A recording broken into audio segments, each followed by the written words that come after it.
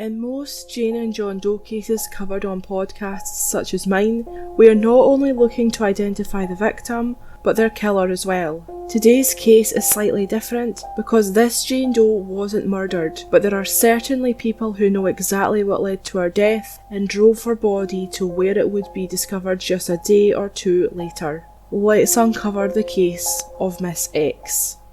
Hello and welcome to the 12th episode of Uncover True Crime Podcast. My name is Stephanie, and each week we uncover a different unsolved true crime case ranging from missing persons, unsolved murders, Jane and John Does, and suspicious deaths. You can listen to the podcast on Spotify, Apple Podcasts, Stitcher, and other podcast streaming apps, as well as on YouTube. You can also follow the podcast on Twitter at uncover_pod and on Instagram at uncovertruecrimepod. Without any further ado, let's uncover the case of Miss X.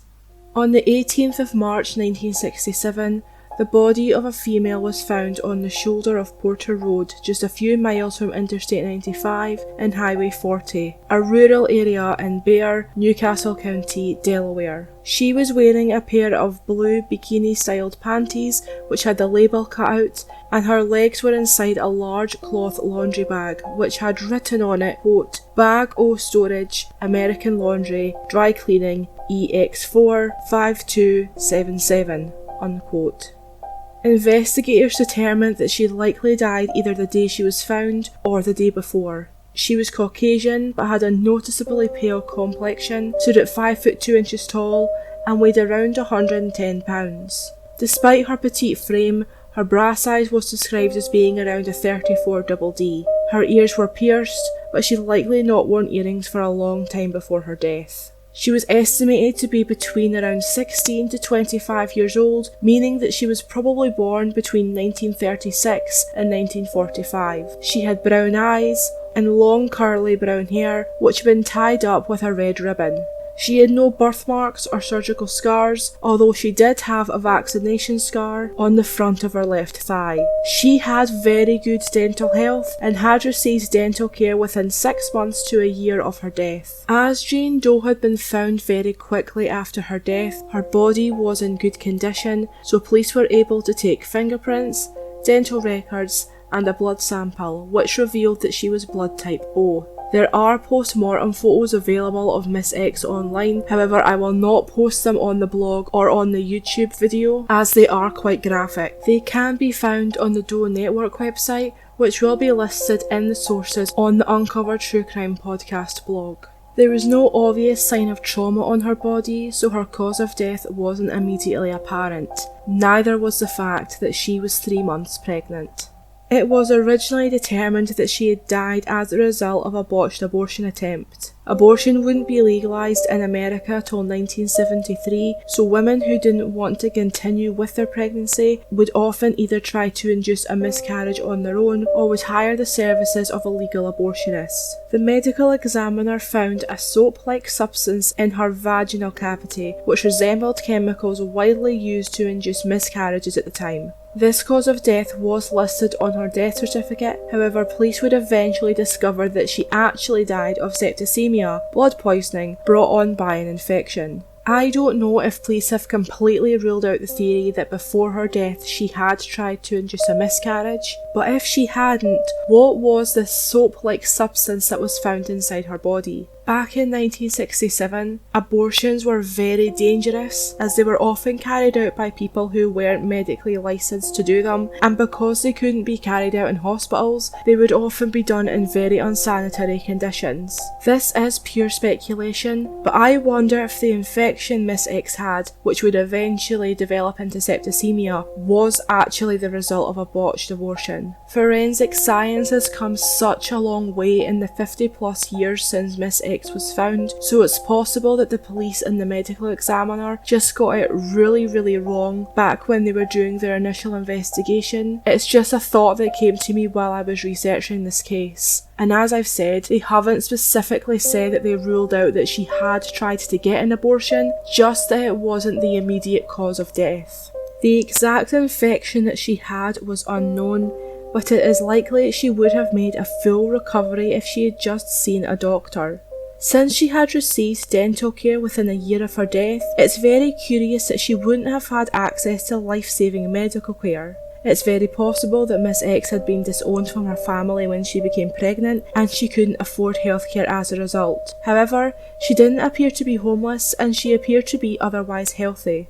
It's also worth noting that all of this is speculation and there's no evidence to prove or disprove any of these theories. What police are certain of, however, is that she didn't die where her body was found. She had likely been driven there by someone else, meaning that someone knows exactly what happened to her. The laundry bag found alongside Miss X was later traced to a dry cleaning company called American Laundry based in Trenton, New Jersey, just over 80 miles away from where Miss X was found. The owner had long since died and the company had subsequently shut down, but police were able to talk to the owner's family who had worked in the shop. They told police that those bags were regularly used by customers to bring their dry cleaning to and from the store and were used by regular and commercial customers. They said that a woman matching Miss X's description had either been a customer or local resident, but it wasn't confirmed that this was in fact Miss X. Also, American Laundry had various stores throughout Mercer County, New Jersey, so they couldn't be certain what store that bag had originated from or who it had belonged to. However, police knew that Miss X had a connection to that part of New Jersey. Whether she was from Mercer County or the person who dumped her body was, no more has come of this lead. Hal Brown, Deputy Director of Forensic Sciences Laboratory in Delaware State Medical Examiner's Office, reopened Miss X's case in 2011. He believes it's possible that when Miss X became sick and died, whoever was with her panicked and decided to dump her body. Chances are that whoever was involved is now either elderly or deceased, given that if Miss X was alive now in 2020, she would likely be between 75 to 83. Hal Brown has stated that police are more concerned with finding out Miss X's real name than they are with prosecuting whoever drove her to Porter Road. Ancestry tests have been performed and they indicate that she had European heritage, likely either Greek or Italian, although she may also have been of Jewish descent. The most promising lead in this entire case was when her DNA was matched to a couple of people she was related to, living in both Virginia and North Carolina. I believe that these people were Miss X's third cousins, although sadly they did not recognise her and had no idea who she was. I still think that this is the best hope police have in finding out Miss X's true identity, as many Jane or John Does have been identified through this type of technology. All it takes is for the right person to hear about this case and Miss X could have her name back. One thing I am curious about is if police have a blood or DNA sample from the baby Miss X was carrying when she died, as this could be vital in identifying who the father is. If we know who the father of Miss X's baby was, this could go a huge way into finding out who Miss X was as well. 14 missing women have been ruled out as being Miss X, and I'm now going to state their name, when they went missing, and where they are missing from. Brenda Howell, last seen on the 6th of August 1956 from Los Angeles, California. Donna Shredman, last seen on the 1st of March 1958, also from Los Angeles, California. Ida Anderson, last seen on the 18th of September 1958 from Washington, Michigan. Joanna DeSass, who was last seen in Amsterdam on the 8th of February 1960. Police believe that she'd immigrated to either Canada or America, and in 2015 they discovered that Joanna had been living in Canada but had died of natural causes in 2010. Marianne Verivertua, last seen on the 6th of June 1962 in Allegheny, Pennsylvania. Audrey Backberg, last seen on the 1st of July 1962 in Marion, Indiana. Just to save confusion, Audrey was actually from Wisconsin but is known to have travelled to Indiana just before her disappearance. Her case is being handled by police in Wisconsin. Linda Britton, last seen on the 11th of June 1963 in Guernsey, Ohio. Mary Ann Svidalski, last seen on the 17th of July 1963 in Cook, Illinois. Sandra Breed,